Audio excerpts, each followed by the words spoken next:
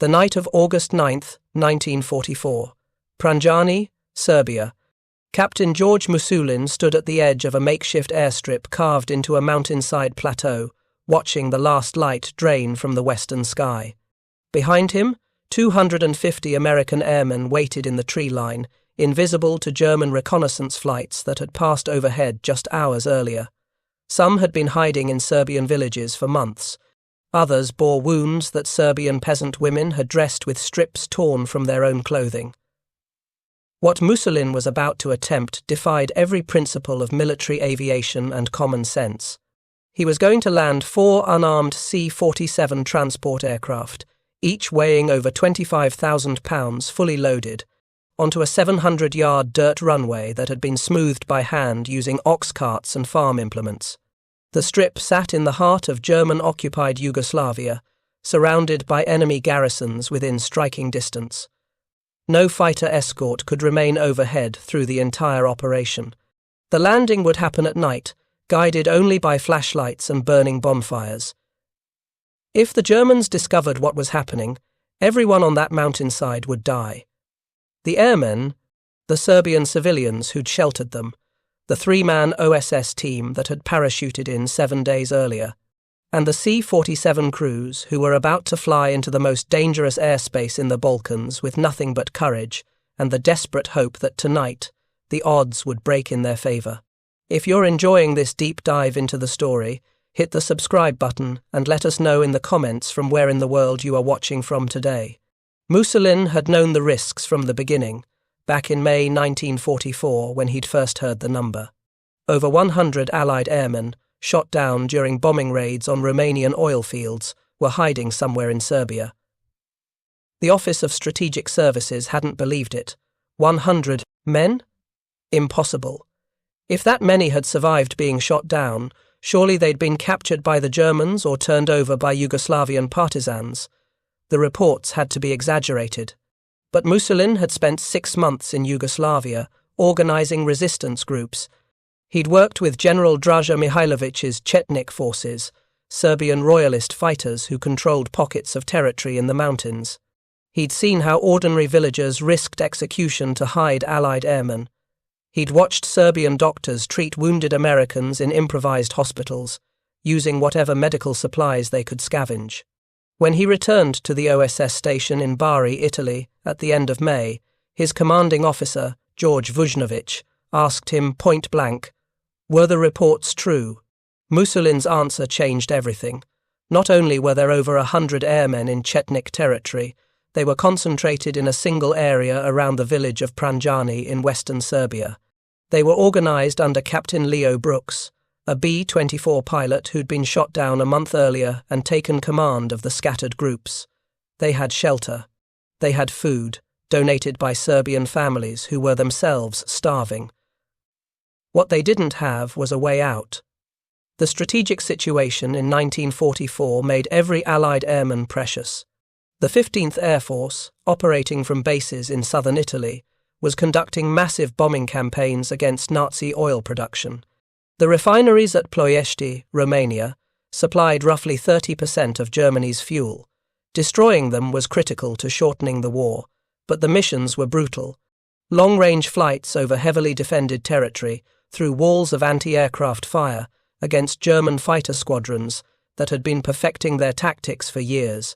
Crews that went down over Yugoslavia faced a complex and deadly landscape. The country was fractured by civil war. Communist partisans under Josip Broz Tito controlled some regions.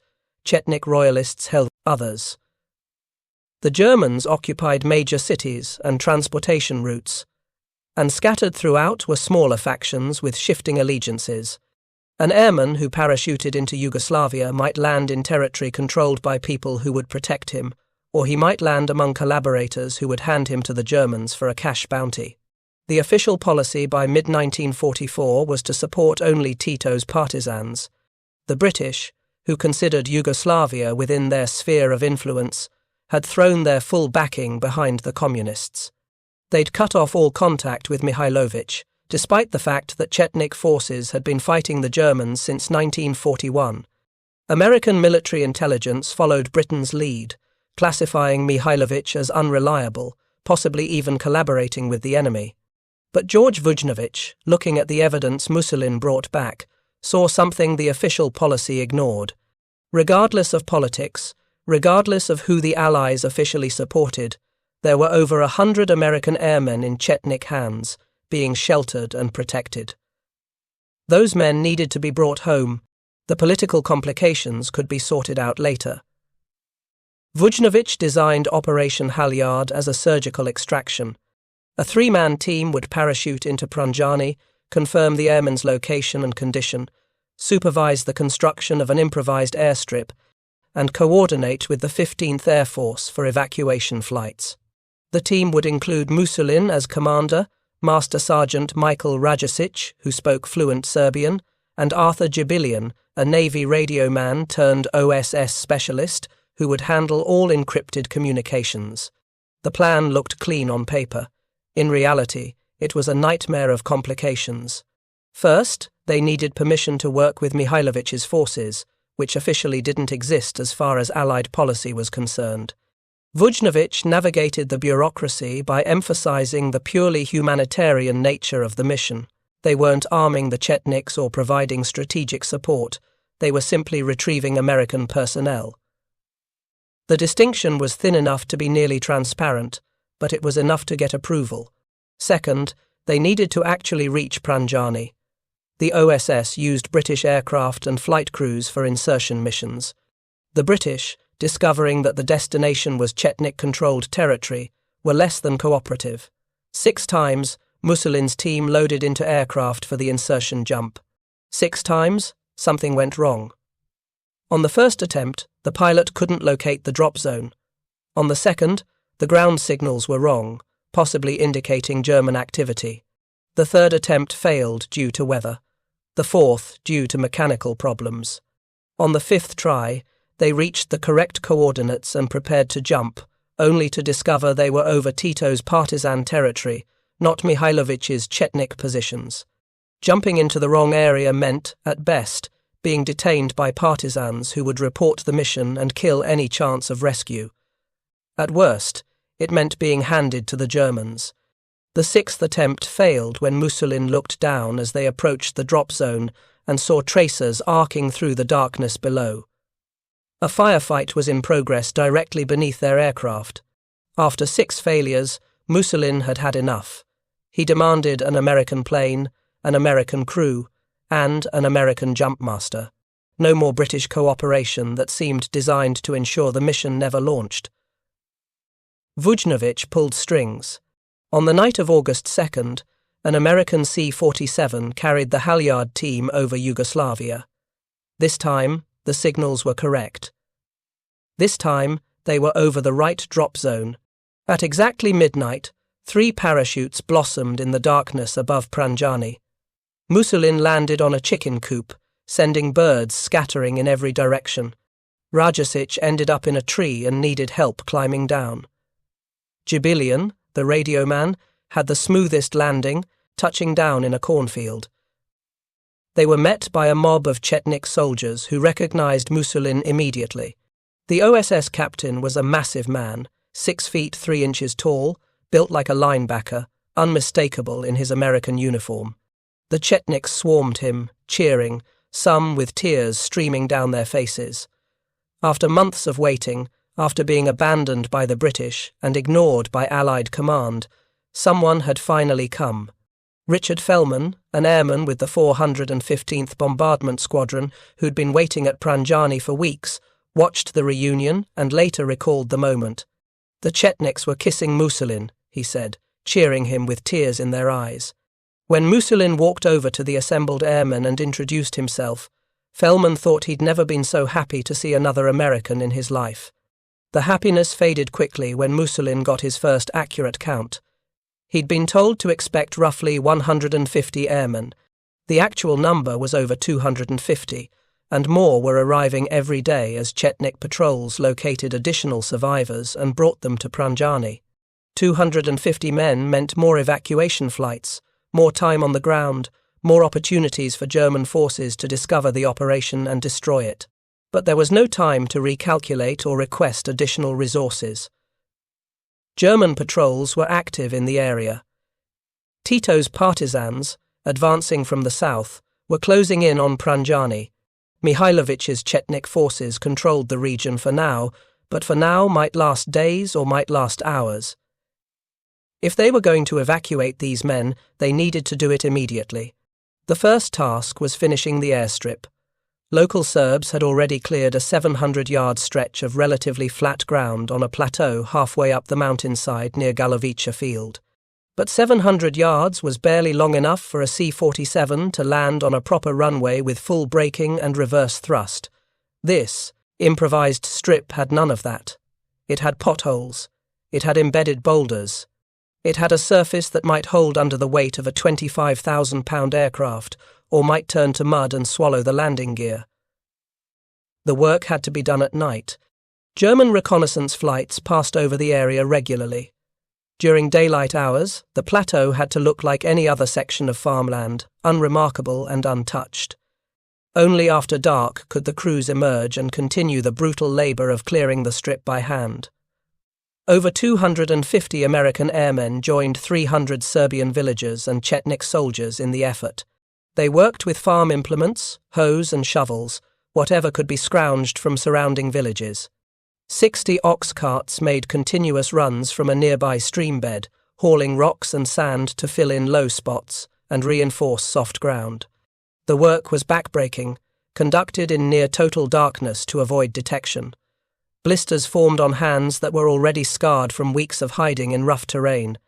Men who'd survived being shot down, who'd parachuted into enemy territory and evaded German patrols for months, now found themselves doing the most primitive construction imaginable, moving earth one shovelful at a time. The psychological weight was almost as heavy as the physical labor. Every airman on that mountainside knew what failure meant. If the runway wasn't long enough, if the surface couldn't support a landing, if they couldn't finish in time, the opportunity would pass. The Germans would discover them. The window would close, and they'd be stuck in Yugoslavia, hunted by an enemy that was growing more desperate as the war turned against Germany. Being captured wasn't the worst outcome. Being captured meant becoming a prisoner of war, and prisoners sometimes survived. The worst outcome was being caught by collaborators or irregular forces who had no interest in following the Geneva Convention. So they dug. Through 6 days and 6 nights, they cleared and smoothed and reinforced. They extended the strip by another 75 feet by cutting down trees at the end of the runway, giving approaching aircraft a few extra precious yards. On August 8th, Musulin walked the length of the strip one final time, checking for soft spots, measuring distances, trying to calculate whether this would work.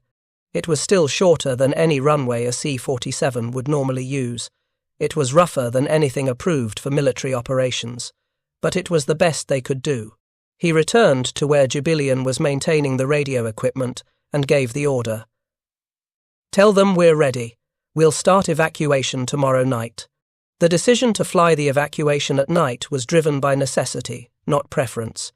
Daylight flights would give pilots better visibility for the challenging landing, but they'd also give German anti-aircraft gunners perfect visibility for shooting down slow-moving transports. Night operations offered concealment, but they multiplied every other risk. Pilots would be landing on an unfamiliar strip they'd never seen before, judging distances in darkness, touching down on a surface that might be solid or might give way beneath them. The challenge wasn't just the landing, it was everything that came after, loading wounded men into aircraft in darkness, coordinating multiple planes on a strip barely long enough for one, ensuring that Serbian civilians, who'd never seen modern military operations, stayed clear of propellers and didn't interfere with the delicate timing required to get every aircraft down, loaded, and back into the air before German forces responded. And underlying all of it was the brutal arithmetic of risk. 4 C-47s were being committed to the first night's operation. Each aircraft held a crew of 4 or 5 men. If the Germans had somehow learned about the operation, if fighters were waiting in the darkness to pounce on slow, unarmed transports, the 15th Air Force could lose 20 aircrew in minutes. That was the cost of one failed rescue mission, and command needed to know it was worth the risk. Musulin sent detailed reports back through Jibilian's radio. He described the airmen's condition. Some were healthy, able to walk and function normally. Others carried injuries from their bailouts, broken bones that had been set by Serbian doctors with no proper equipment, burns that had been treated with improvised remedies. Several men were sick, suffering from dysentery or infections or simple malnutrition. The Serbian villagers had shared what little food they had, but they were rationing severely after years of occupation. Nobody in Pranjani was well fed. He described the tactical situation. German garrisons sat within 10 miles of Pranjani. Regular patrols passed through the area. But Mihailović had deployed 4,000 troops from his 1st Ravna Gora Corps in a defensive perimeter around the village. They couldn't stop a determined German assault, but they could provide early warning and delay any attack long enough for evacuation to proceed. That security came at enormous risk to the Chetniks themselves. Every soldier deployed around Pranjani was a soldier who couldn't be used elsewhere, weakening Mihailovic's already precarious military position. The political complications were impossible to ignore. Officially, the United States wasn't supposed to be cooperating with Mihailović. The British had labelled him unreliable, possibly collaborationist. There were reports, some accurate and some exaggerated, of Chetnik forces accommodating German troops in certain areas, trying to preserve Serbian civilian lives by avoiding direct confrontation.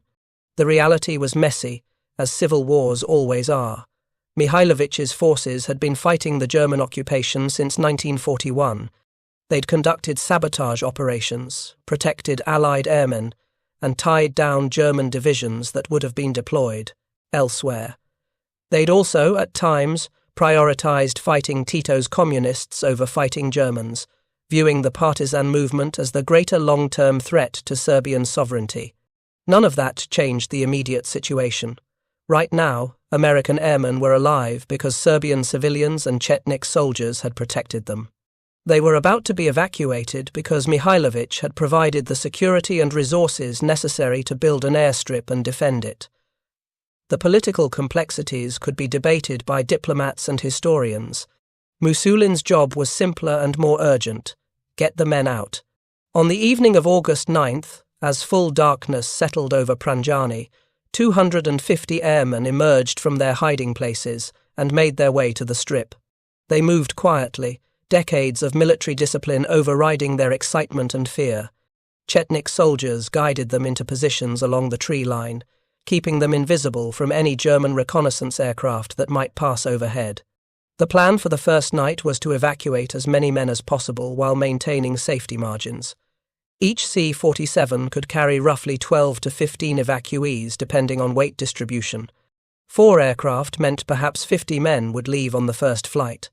The rest would wait, praying the operation continued, praying the Germans didn't discover what was happening, praying they'd get their turn before something went catastrophically wrong. At approximately 2200 hours, Jibilian received confirmation through his radio. 4 C-47s had departed from Brindisi, Italy. They were en route. Estimated time of arrival, just after midnight. The fighters providing escort would remain with the transports as long as fuel permitted, then break off to strafe German positions, creating diversions and confusion. And then came the waiting, the hardest part of any military operation, the minutes stretching like hours. Men checked equipment they'd already checked a dozen times. The OSS team went over the light signals again, confirming the sequence. Chetnik security forces peered into the darkness, watching for any sign of German movement. Serbian villagers who'd worked themselves to exhaustion building the runway now stood at the edges of the operation, witnessing what they'd created. Some of the airmen had been shot down as recently as July. Others had been hiding in Serbia since April or even March, watching spring turn to summer while they waited for rescue that never came. They'd learned to trust Serbian hospitality while never quite believing they'd actually make it home. Every day in occupied territory was another day the odds could turn against them. Every week that passed meant another week their families back in America believed they were dead or missing, reading telegrams from the War Department with regrets and incomplete information. Now, for the first time in months, home seemed possible, not guaranteed, not even likely, given everything that could still go wrong, but possible. That thin thread of possibility was enough to make the waiting almost unbearable. The sound came first, a distant drone, barely audible over the wind moving through the trees. Then louder, resolving into the distinctive asynchronous rhythm of multiple Wright Cyclone engines, each running at slightly different RPMs. 4 C-47s, flying in loose formation, approaching from the southwest. Rajasic ran out onto the strip, carrying an Aldis lamp, a handheld signal device used for visual communication between aircraft and ground forces. He aimed it toward the sound of the engines and squeezed the trigger 3 times in rapid succession. Red, red, red.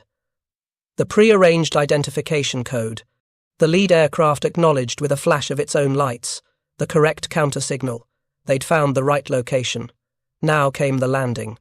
The first C-47 dropped below the tree line, its silhouette barely visible against the star-filled sky.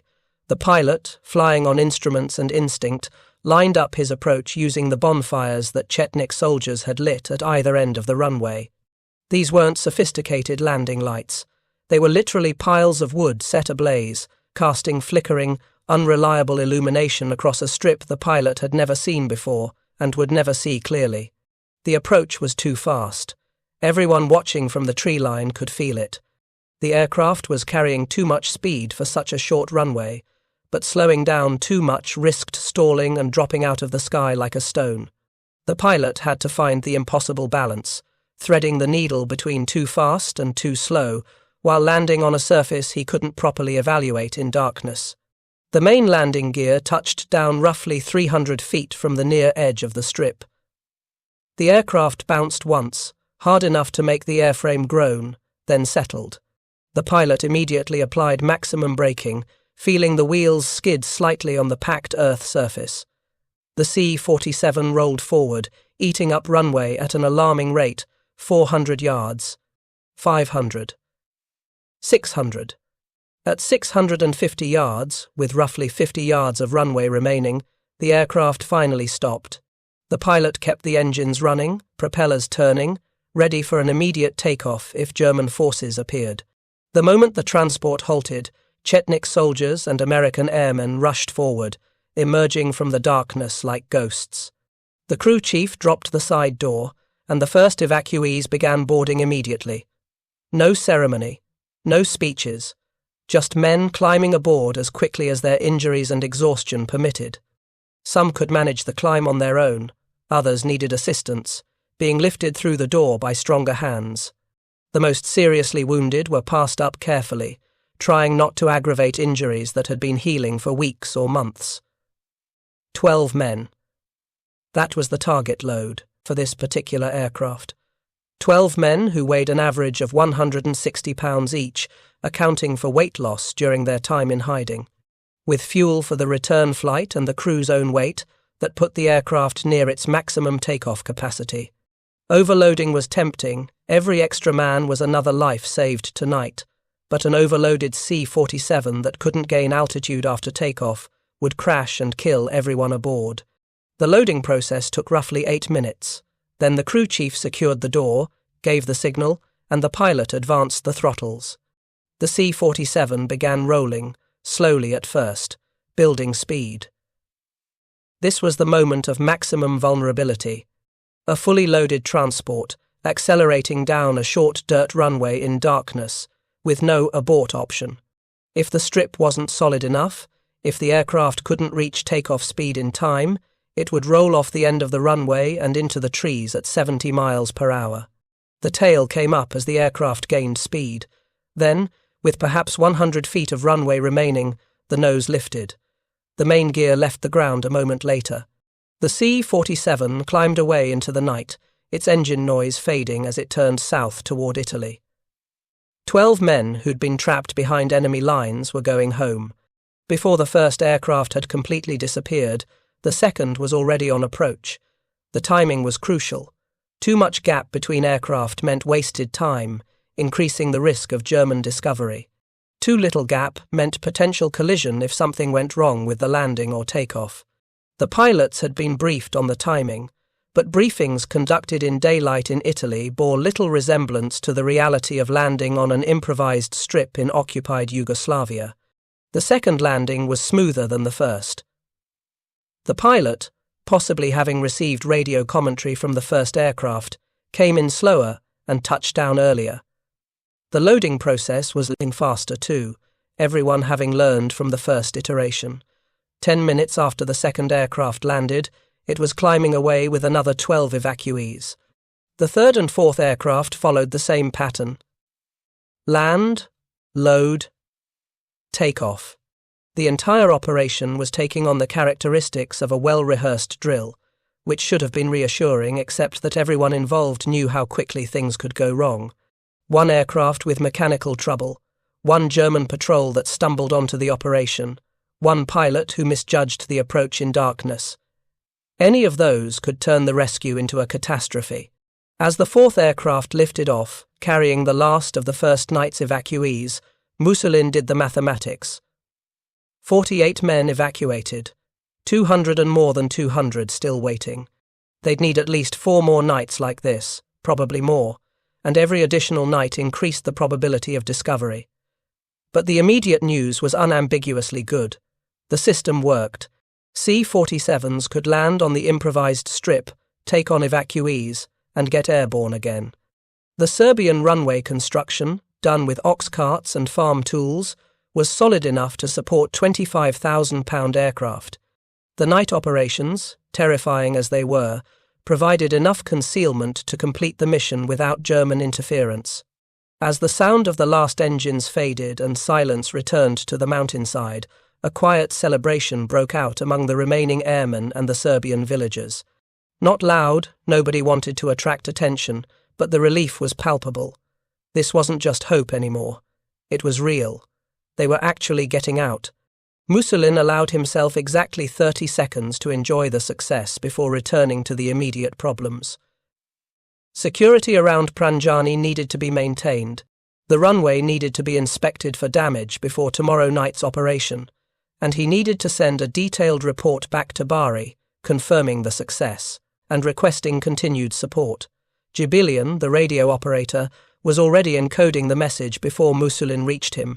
First night successful, 48 evacuated, no German response, no aircraft damage, runway holding up, request additional flights tomorrow night. The response came within the hour. 6 more C-47s confirmed for the night of August 10th. Fighter escort would be provided by 50 P-38 Lightnings and P-51 Mustangs, the largest fighter cover yet committed to the operation. The 15th Air Force was taking this seriously now, committing resources that could have been used for bombing missions or other operations. Every fighter escorting the transports was a fighter not attacking German positions, but command had made the calculation. Getting these men out was worth the diversion. The morning of August 10th brought unexpected danger. A German Stuka dive bomber, accompanied by 2 Junkers Ju-52 transport aircraft, flew directly over the Pranjani airstrip at 1,000 feet. The men hiding in the tree line froze, certain they'd been discovered, certain the next sound would be the whistle of falling bombs. But the German aircraft continued on without dropping ordnance or circling back. Pure luck had saved them. At the moment the German planes passed overhead, a herd of cows had wandered onto the strip, giving it the appearance of a recently ploughed field used for grazing. The Germans, looking for hidden airstrips, had seen exactly what they expected to see: rural farmland. They never noticed the 600-yard section that was slightly too flat, slightly too uniform, slightly too well maintained to be natural. The incident rattled everyone. The margin between success and discovery was measured in literally hundreds of feet, the distance the cows had wandered before the German aircraft came within visual range. That kind of luck couldn't be relied upon. Eventually, it would run out. If you find this story engaging, please take a moment to subscribe and enable notifications. It helps us continue producing in-depth content like this. That night, the operation intensified. 6 C-47s meant more evacuees, but it also meant more complexity. The strip could only handle one aircraft at a time. The others would need to circle, burning fuel, waiting their turn. And 6 transports meant 6 takeoffs, 6 opportunities for something catastrophic to happen. The first aircraft arrived shortly after midnight, right on schedule. The landing was textbook, smooth and controlled. Loading proceeded without incident. The transport was back in the air within 12 minutes. The second aircraft came in before the first had completely disappeared, its pilot judging the timing perfectly. Then came the moment everyone had been dreading. As the third C-47 made its approach, tracer fire suddenly arced up from the direction of the nearest German garrison. Someone had spotted something. A reflection off the aircraft's aluminum skin, the sound of engines, some irregularity that had finally penetrated German awareness that something unusual was happening near Pranjani. The tracers weren't close enough to hit the incoming transport, but they advertised the garrison's location perfectly. Within seconds, the escorting P-38 fighters peeled off and dove toward the source of the fire. The Chetniks on the ground could hear the fighters' machine guns hammering, tearing up the German position. The anti-aircraft fire ceased abruptly. The third C-47 landed without further incident. So did the 4th, 5th, and 6th. By 0 to 300 hours on August 11th, an additional 72 airmen had been evacuated. 120 men total had left Pranjani. More than half the stranded airmen were now safe in Italy. But the German response changed the tactical picture. The enemy knew something was happening near Pranjani. They didn't know exactly what. The fighter attack had been devastating enough to disrupt communications, but they knew Americans were operating in the area. German reinforcements would be dispatched. Patrols would increase. The window for continued evacuation was closing rapidly. Musulin made the decision to accelerate the operation. Instead of spreading evacuations over multiple nights, giving the runway time to recover and reducing the concentration of forces, they would push hard while they still had the opportunity. More flights on August 12th, more on August 15th, more on August 18th. Get everyone out before the Germans could organize a proper response. The next several days became a blur of repeated operations. C-47s landing in darkness, wounded men being loaded, aircraft straining to get airborne on the short strip, fighter escorts strafing German positions to keep them suppressed. The Serbian villagers, who'd been instrumental in building the runway, now watched as aircraft after aircraft carried away the men they'd sheltered and protected. Some of the airmen, before boarding, stripped off their boots and gave them to Serbian soldiers who'd been guarding them. The Chetniks, many of whom were wearing improvised footwear or simple leather wrappings, accepted the gifts with visible emotion. These boots represented more than just practical equipment. They were acknowledgement. Recognition that the Serbs' sacrifice had mattered, that the Americans understood what had been risked on their behalf. The evacuations continued through mid-August. 189 more airmen left Pranjani on August 12th, another 43 on August 15th. The final Pranjani evacuation, on August 18th, took out the last of the concentrated group.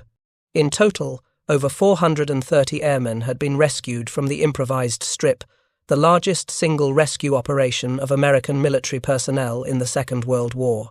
Musulin himself flew out on August 29th, replaced by Captain Nick Lalich. The replacement wasn't entirely voluntary.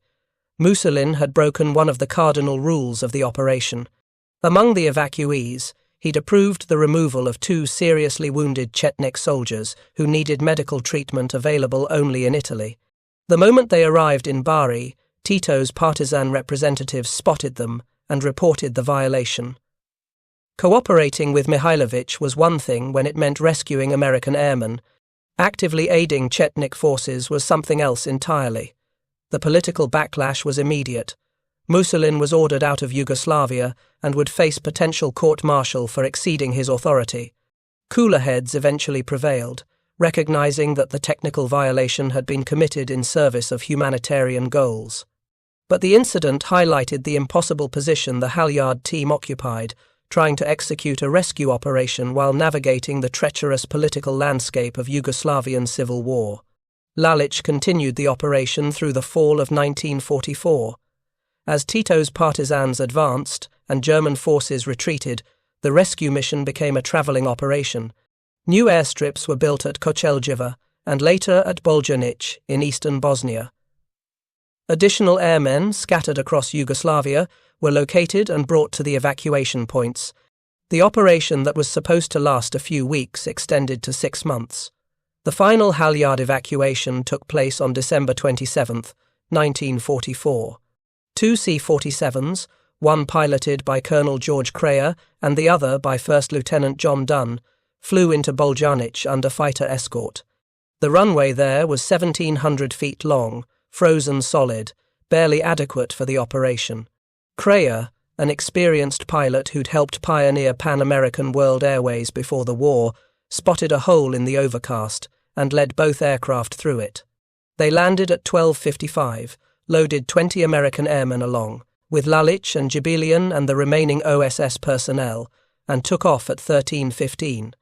Lalić made one final attempt to convince Mihailović to come with them. The Chetnik general's position had become untenable. Tito's forces were closing in. The Germans were retreating but still dangerous. Staying in Yugoslavia meant almost certain death. But Mihailović refused, stating he preferred to lose his life in his country rather than live as an exile in a strange land. He would stay with his soldiers and his people to the end. That decision would cost him his life. After the war, with Tito firmly in control of Yugoslavia, Mihailović was arrested, tried for collaboration, and executed by firing squad in July 1946. The charges were politically motivated, designed to eliminate a potential rival to Tito's communist government. The trial ignored or minimized Mihailovic's role in resisting German occupation and protecting Allied airmen. In January 1948, President Harry Truman posthumously awarded Mihailović the Legion of Merit, one of the highest decorations the United States can give to foreign nationals. The citation noted that Mihailović had organized and led resistance forces against the German occupation from December 1941 through December 1944, that his forces had materially contributed to the Allied cause, and that many American aviators had been saved through his efforts. The award remained classified for decades, kept secret to avoid offending Tito's government during the Cold War, when Yugoslavia occupied a unique position between the Soviet bloc and the West. Not until 1967 was the award publicly acknowledged, and not until the late 20th century did the full story of Operation Halyard become widely known. Part 3. The Cost of Truth. For the airmen who were rescued, the experience of Pranjani never faded. Lieutenant Tom Oliver, who'd bailed out of his B-24 over Yugoslavia in July 1944 and spent weeks hiding in Serbian villages before reaching Pranjani, later described the rescue as the most harrowing and hopeful experience of his life. The waiting had been agonizing, never knowing if help would arrive or if they'd be discovered by German patrols. Seeing Musulin and the OSS team arrive had transformed fear into possibility. Richard Fellman, the airman who'd witnessed Musulin's arrival and described the emotional reunion with the Chetniks, became one of the most vocal advocates for recognizing Serbian contributions to the rescue. He spent decades after the war speaking about Operation Halyard, ensuring that the story didn't disappear into classified archives. For Fellman and others like him, the rescue wasn't just a military operation, it was a debt of honor that demanded acknowledgement. The pilots who flew the evacuation missions received little public recognition at the time. Flying unarmed transports into enemy territory at night, landing on improvised runways, taking off overloaded with human cargo, all of it was considered simply part of their duty. But within the aviation community, the halyard pilots earned respect that bordered on reverence. What they'd accomplished defied the normal boundaries of military aviation. The margins for error had been razor-thin, and they'd threaded that needle repeatedly without losing a single aircraft or crew. The statistical outcome of Operation Halyard was unprecedented. 512 Allied personnel evacuated from behind enemy lines over a 6-month period. Not one aircraft lost to enemy action, not one evacuee killed or injured during the rescue operations. The OSS team, operating with minimal resources in one of the most dangerous environments of the war, had pulled off what many considered impossible. But the human cost extended far beyond the statistics.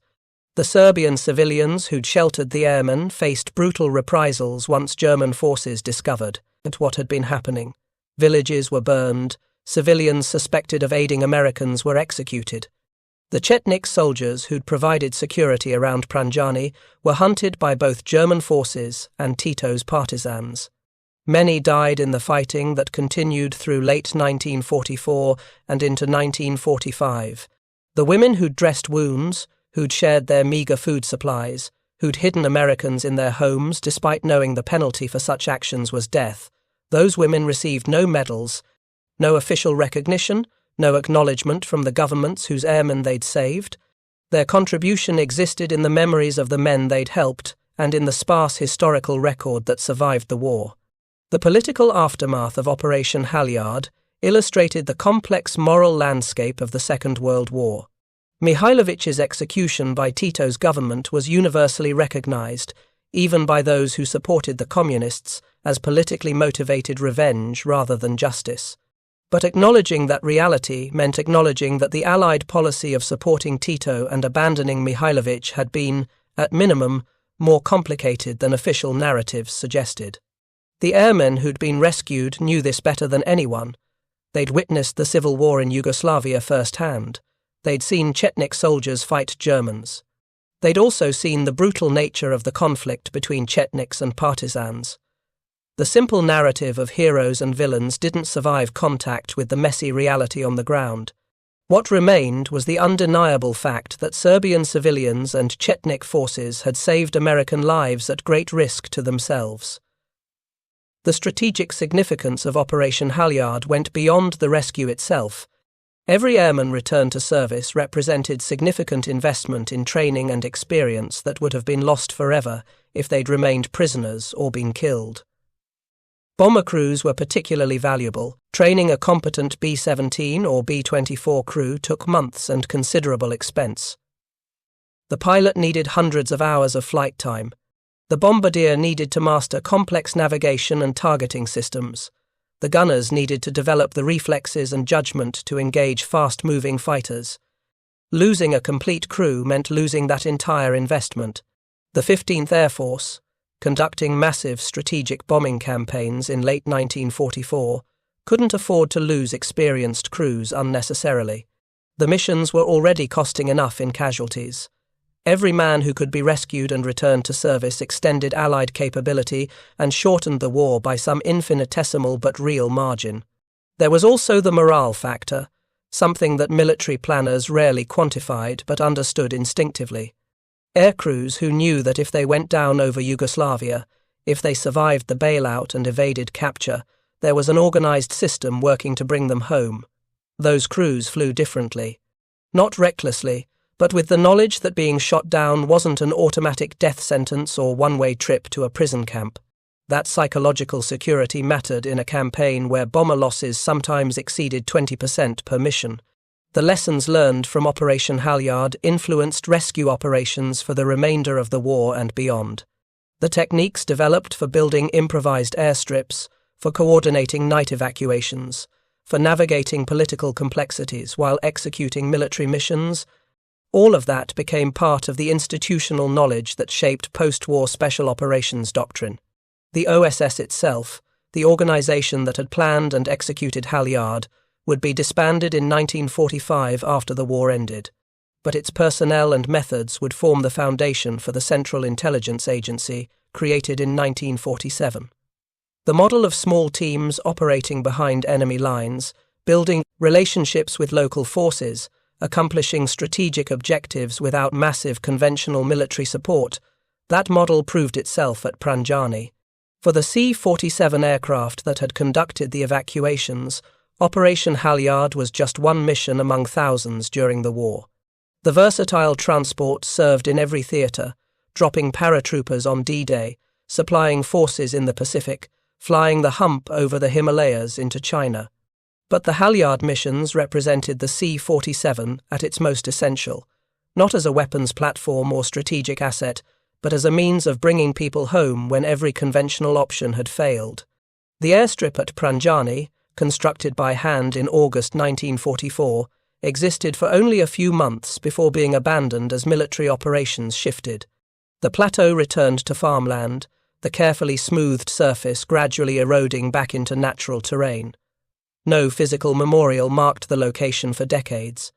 The Serbian families who'd participated in the construction returned to their interrupted lives, carrying memories of the summer when American aircraft had landed in their mountains.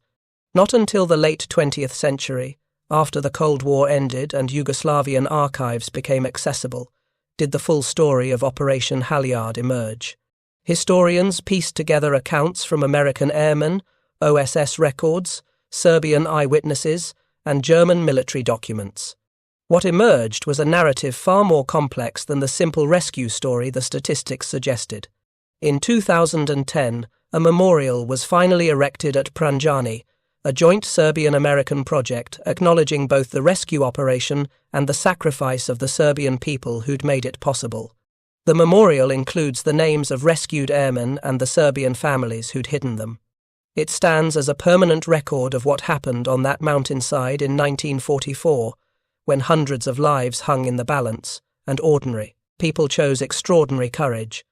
George Musulin, the OSS captain who'd commanded the initial halyard team, never spoke much about the operation after the war. Like many veterans, he carried the memories privately, reluctant to claim credit for actions he considered simply doing his job. He died in 1987, having lived to see some recognition of the rescue mission but not the full historical accounting that would come later. Arthur Jibilian, the radio operator who'd maintained communications throughout the operation, became one of the primary sources for historians researching halyard. His detailed recollections, combined with the encoded messages he'd sent from Pranjani, provided crucial documentation of the timeline and tactical decisions. He lived until 2007, long enough to see the story of Operation Halyard reach wider audiences through books and documentary films. Nick Lalic, who'd replaced Musulin and continued the operation through its final phase, returned to civilian life and rarely discussed his wartime service. The political complications surrounding Halyard, the controversy over cooperating with Mihailovic's forces, made the mission something that was easier to leave unmentioned. Only late in life did he begin speaking publicly about the rescue, prompted by younger veterans and historians who recognized the significance of what had been accomplished. The rescued airmen themselves formed lasting bonds, maintaining contact through reunions and correspondence for decades after the war. They'd shared an experience that few others could understand: the terror of being shot down over enemy territory, the grinding fear of months in hiding, the desperate hope that somehow they'd be saved, and finally the almost surreal reality of rescue. Men who'd been strangers before Yugoslavia became brothers through shared survival. Some maintained contact with the Serbian families who'd hidden them. Letters crossed the Atlantic for years, simple notes expressing gratitude that could never be adequately conveyed in words. How do you thank someone who risked their life and their families' lives to keep you safe from an occupying army? How do you acknowledge that kind of courage without reducing it to insufficient platitudes? The answer, for many of the airmen, was to tell the story. To ensure that what happened at Pranjani wasn't forgotten or minimized, to fight against the bureaucratic tendency to classify uncomfortable truths and bury complex narratives, the rescued men became witnesses, carrying the story of Serbian sacrifice into the decades that followed. Thank you for watching. For more detailed historical breakdowns, check out the other videos on your screen now, and don't forget to subscribe. The larger historical irony of Operation Halyard lies in what it reveals about the nature of wartime alliances. The United States and Britain, fighting together against Nazi Germany, found themselves supporting opposite sides in Yugoslavia's civil war. American airmen were rescued primarily by forces that British policy had abandoned. The operation succeeded because individual officers like Vujnovic and Musulin prioritized saving lives over political orthodoxy. That tension between military necessity and political policy would repeat itself throughout the Cold War and beyond. Halyard established a pattern. Sometimes the people willing to help you aren't the people your government officially supports. Sometimes doing the right thing means working with forces that official policy designates as problematic. Sometimes the moral clarity of war dissolves into the murky grey of political reality. For the Serbian people caught in the middle of these great power conflicts, Operation Halyard represented both triumph and tragedy. Triumph because they'd saved hundreds of Allied lives, proving their commitment to the Allied cause beyond any reasonable doubt. Tragedy because that commitment brought brutal reprisals from German forces and didn't prevent their abandonment by Allied policy in favour of Tito's communists. The post-war settlement in Yugoslavia, with Tito firmly in control and Mihailovic executed, vindicated neither the Chetniks' military resistance nor their protection of Allied airmen. The political outcome was determined by factors having nothing to do with who had fought Germans most effectively or who had protected American lives. Soviet influence, British policy decisions, and Tito's military success in the final years of the war mattered more than any moral ledger of wartime actions. This reality haunted the rescued airmen. They knew what they owed. They knew who'd saved them. And they watched helplessly as the people who'd risked everything to protect them were hunted down and killed or forced into exile. The profound dissonance between personal debt and political necessity created wounds that never fully healed. What endures from Operation Halyard isn't the statistics, impressive as they are. It isn't the tactical innovations or the lessons learned for future operations. What endures is the fundamental truth that in the midst of industrial-scale slaughter, when nations mobilized millions to kill millions, individual choices still mattered. A Serbian farmer who hid an American airman, a Chetnik soldier who stood guard around Pranjani, an OSS officer who refused to accept that rescue was impossible, a C-47 pilot who landed on an improvised runway in darkness because men needed to get home. Those individual choices, accumulated across hundreds of people over 6 months, saved 512 lives. Not through grand strategy or overwhelming force, but through the simple, stubborn refusal to accept that survival was impossible. That's the cost of truth in war, recognizing that beneath the statistics and the strategy and the political maneuvering, there are just people trying to help other people stay alive. The night of August 9th, in 1944, when the first C-47s landed at Pranjani, nobody involved knew whether the operation would succeed. They knew only that it had to be attempted. The alternative, abandoning hundreds of men to captivity or death when rescue was theoretically possible, was morally unacceptable regardless of the risks. And so they built a runway by hand in darkness. They landed aircraft on a strip that shouldn't have supported them. They loaded wounded men and flew them out through hostile territory. They did it not once but dozens of times, until every man who could be saved was saved. That's not heroism in the Hollywood sense of individual glory and dramatic sacrifice. It's heroism in the truest sense, people doing impossibly difficult things because those things needed to be done, because other people's lives depended on it, because the alternative was abandoning their duty and their humanity. The photographs from Operation Halyard, grainy black and white images preserved in the National Archives, show exhausted men boarding aircraft in darkness. They show Serbian peasants standing at the edge of an improvised runway, watching the culmination of their labour. They show OSS personnel coordinating evacuations with flashlights and hand signals. The images are mundane, almost anticlimactic. There are no dramatic poses, no theatrical staging, just people working. But those mundane images represent something profound. They're evidence that when the conventional systems failed, when the official channels couldn't or wouldn't act, individuals found ways to get the job done anyway.